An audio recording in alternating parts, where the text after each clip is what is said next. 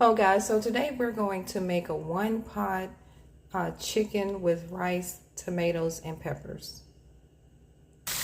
This is what the chicken looks like in the pan.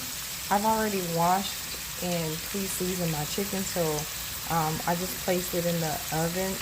In the pan, in the pan with the skin down. So we just want a nice crisp on our chicken before we turn it over and flip it on the other side. And we're going to get both sides brown. Okay. We got the skin on our chicken cooked up nice and good. So now we're just going to transfer our chicken into another pan. This chicken is not fully cooked, so we're going to finish cooking it later. But right now we're going to take this out.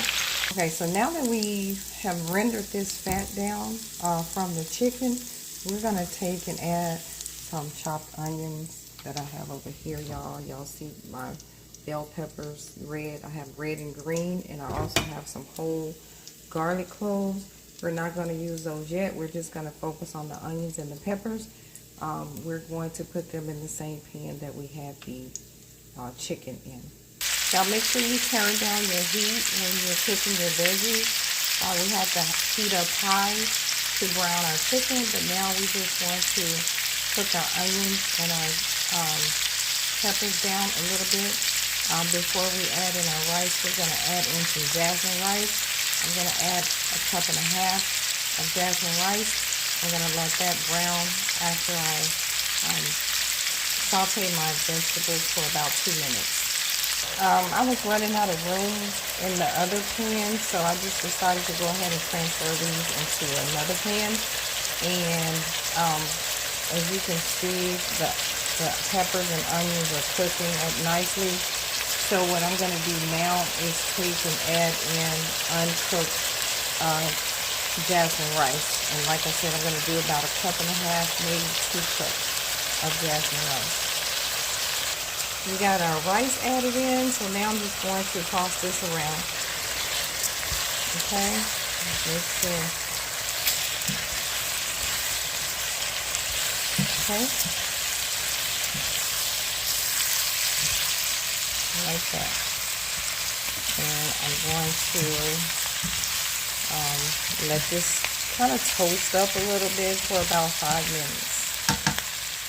Now that our rice is toasted up nicely the way we like it, I'm going to go ahead and throw in some garlic cloves. These are whole. I'm not going to chop them up. I'm just going to throw them in like that. Okay, and to that I'm going to add 1 can of diced tomatoes. See, we're adding that in just like that. So I'm going to give this a quick toss, and once I toss it, I'm going to add in about 3 to 4 cups of chicken broth. Okay. A quick tip before adding in your broth. Go ahead and add in I would say maybe 1/4 of a teaspoon of Italian seasoning. You can also add in a little bit more salt if you need it. I added in some sea salt. I also added in a little bit of oregano, just a pinch. And what is going to set this dish apart is I put in a little cayenne pepper for a little heat. I also added in the juice of 1 small lime. And my secret ingredient, I'm just going to go ahead and tell you, if you have some saffron leaves, if you know, you know.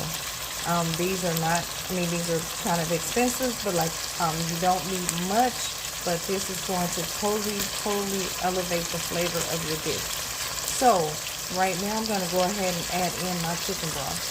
Okay, so we have our chicken broth I'm adding in, and y'all, I don't measure, I'm just eyeballing this, and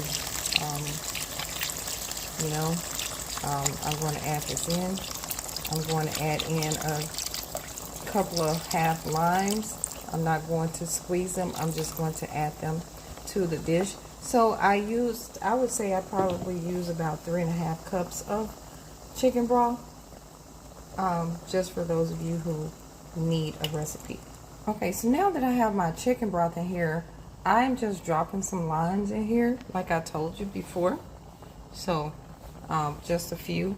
You can add more if you like, or none at all. And what I'm gonna do is I am going to add my chicken thighs back in. Okay, so I'm just going to place them on top. Okay, like that. Just let's see.